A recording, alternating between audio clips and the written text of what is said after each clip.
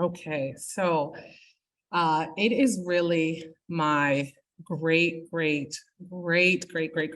pleasure to tell you about our next award.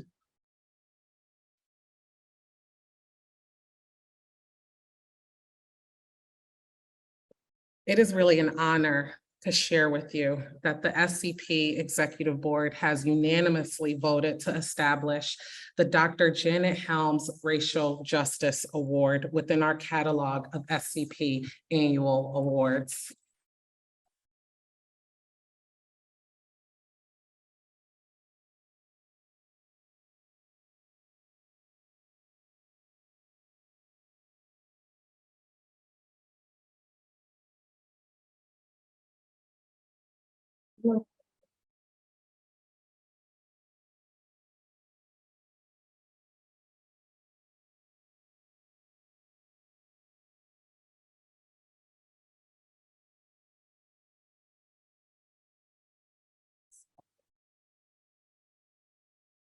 See for this.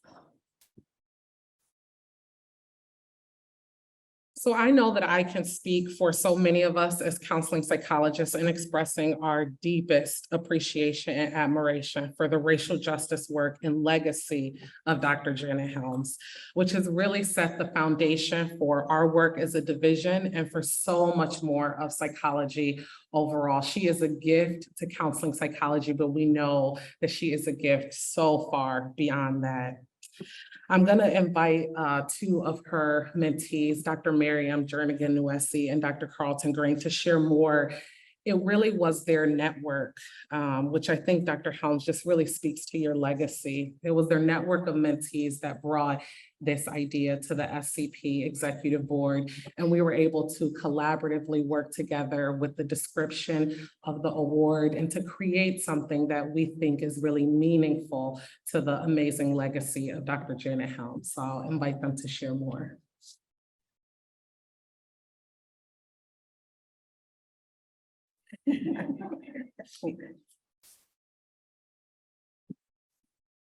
So Carlton and I are just going to try to really speak to the impact, Dr. Helms, of your work. And I think it's really difficult to express the magnitude and really the gravity of your impact in terms of your scholarship, but also your personhood and what you mean to the folks around you. I do think that it's a testament to your legacy for folks that were able to join us last evening for the reception that we held for Dr. Helms, which, you know, was filled, the room was filled, the line was out the door in terms of folks that just wanted to speak to you. And even after the event, I heard from many folks about just your graciousness in terms of people wanting to offer love to you and then walking away, being tearful because in those moments you were still giving back, right, to them. So I think for me, as I think about all of the many contributions that you've made with regard to, you know, your scholarship, with regard to you being a professor, a mentor, an advisor, a researcher, I'm happy that those things are documented. I know that last night when we heard Dr. Bryant present you with the presidential citation, we heard about your over 30,000, you know, citations, publishing over 100 scholarly articles. In addition to that, I believe, you can correct me if I'm wrong, that you've really ushered at least 100 of us through our graduate programs at the dissertation level, right? Students. That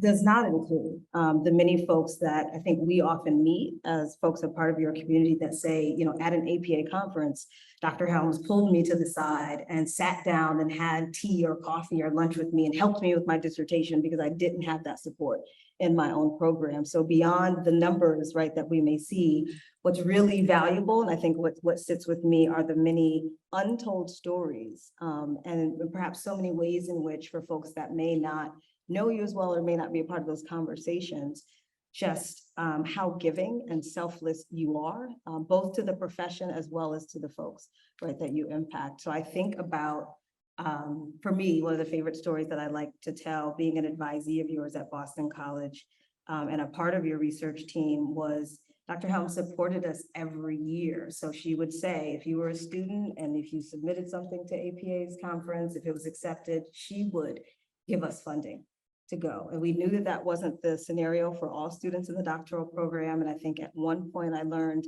that we were able to do that because you both used your own money, right, to be able to support us to do that. And also created, right, even Diversity Challenge in an effort to sort of funnel and support, right, the students that you've really shepherded and guided. And so that, when I heard that story and put that together, I think some years ago, it just really speaks to, I think, the person that you are and the ways in which your impact can be felt beyond, or in addition to, I should say, the scholarship and the ways in which, folks who've been impacted by your scholarship and your work and your contributions to the field. So we thank you, we appreciate you, and certainly it was our honor to really, as you said last night, what you tried to get us to do is to really name race, to talk about what we're talking about, to name race. And so ideally for us, this award is one way that your legacy lives on and that we center racial justice as a part of that.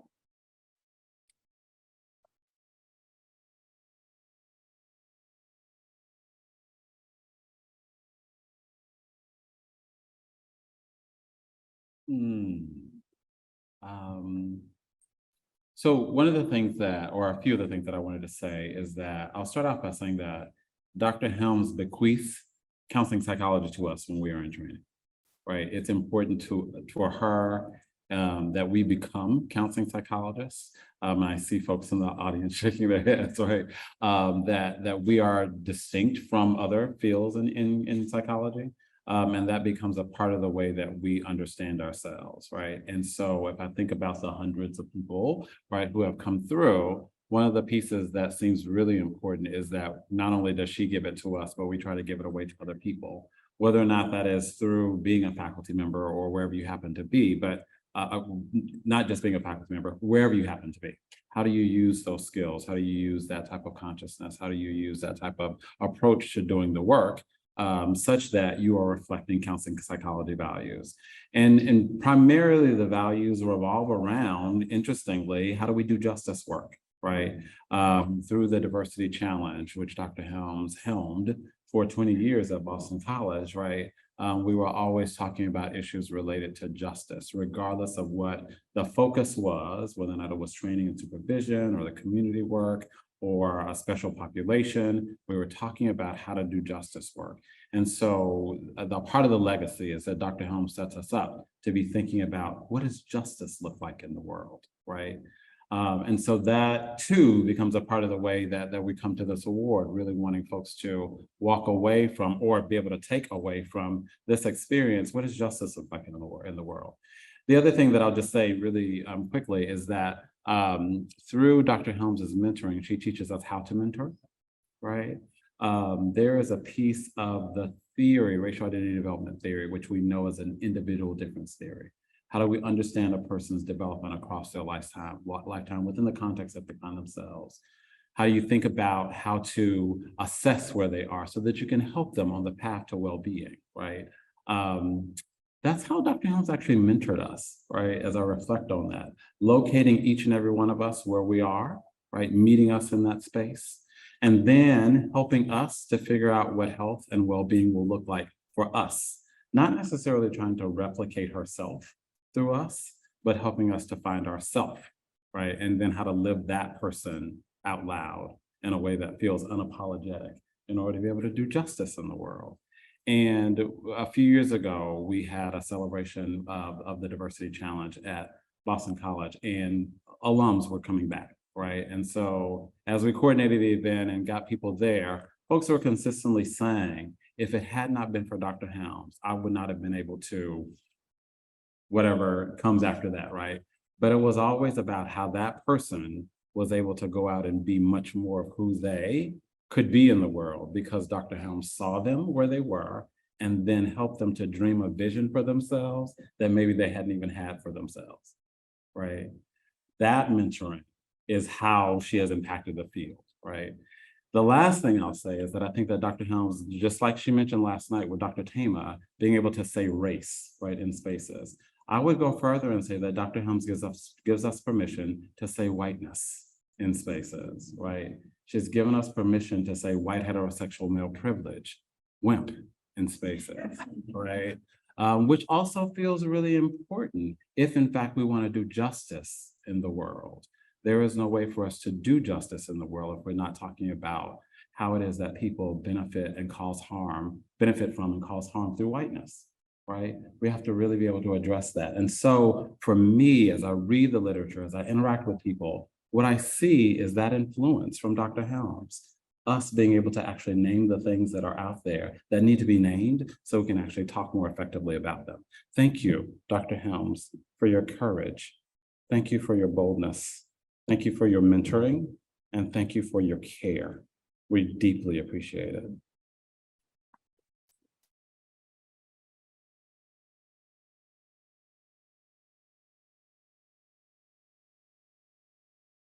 We are gonna give Dr. Helms some space to speak to you too, but just before we do, I want to share one more piece. I know you're like, give us Dr. Helms. I want to share one more piece that I don't think Dr. Helms knows about in terms of this award. So in honor and recognition of the fact that she has really helped to advance SCP over many decades and really deserves to be amongst our highest awards, we are elevating the inaugural Dr. Janet Helms Racial Justice Award to be with our highest award, which is our Leona Tyler Award. And so what that means is that the award recipient will receive the highest stipend that we offer, as well as an address at APA and the publication in TCP. That is a testament to Dr. Helms's legacy, and that SCP will now always have racial justice work highlighted in our convention address and in our TCP article, because it is related to the recipient's work that will be present here. So thank you.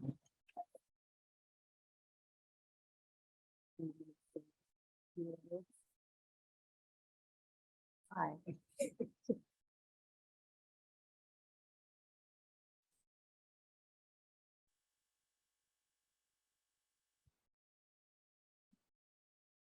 So I am speechless. And I will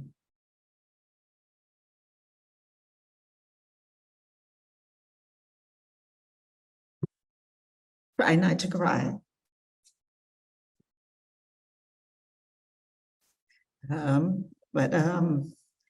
So I was talking to myself one day, last week maybe.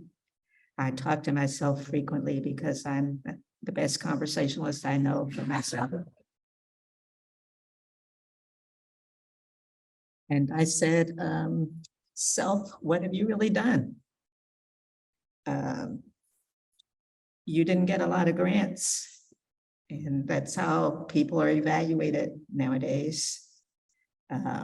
You probably could have gotten more publications, and that's how people are evaluated nowadays.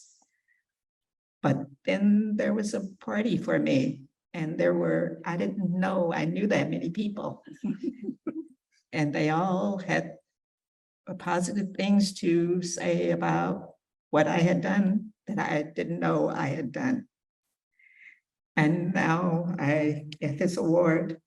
I can't tell you how difficult it was to get people just to say race. And even more importantly, how much of it, shall we say, an adventure it was to get people to say white and whiteness. And even how much more of an adventure it has been to get people to say white men. And so I am deeply honored that my students, the ones I know and the ones that I don't know, have taken on the mission of racial justice, and that they can say race and they can say whiteness and they can stand on their ground and be themselves. I am particularly honored that the division recognizes my work with this award.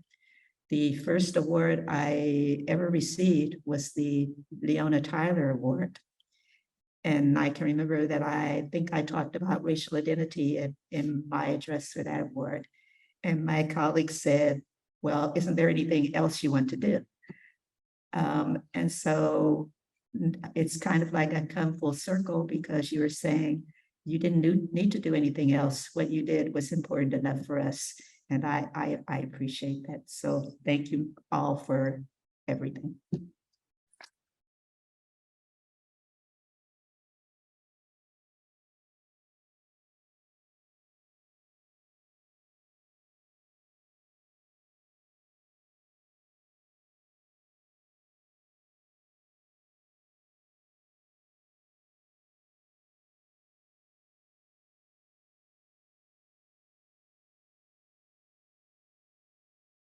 The Dr. Janet E. Helms Racial Justice Award is established in 2023. Awarded to recognize a significant contribution, notable and impactful achievement or accomplishment that advances racial equity. The contributions may involve, but are not limited to, the application of racial identity theory and psychology, the implementation of programs or interventions that benefit people of color, high-quality research inquiries that generate new insight or knowledge regarding racism, or exceptional leadership skills and qualities that have contributed to the advancement of racial equity. The scope and impact of the achievement should have the potential for inspiring and influencing generations, just as Dr. Helms has done.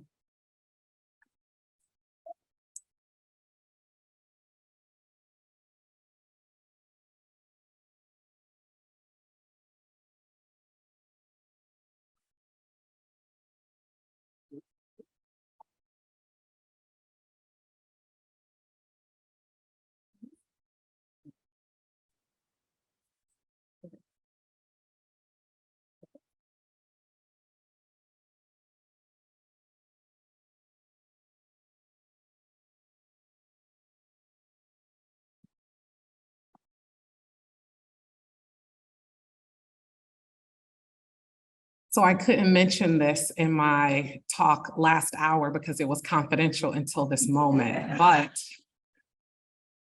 this is SCP living their values out loud, right? So let's keep that going, SCP.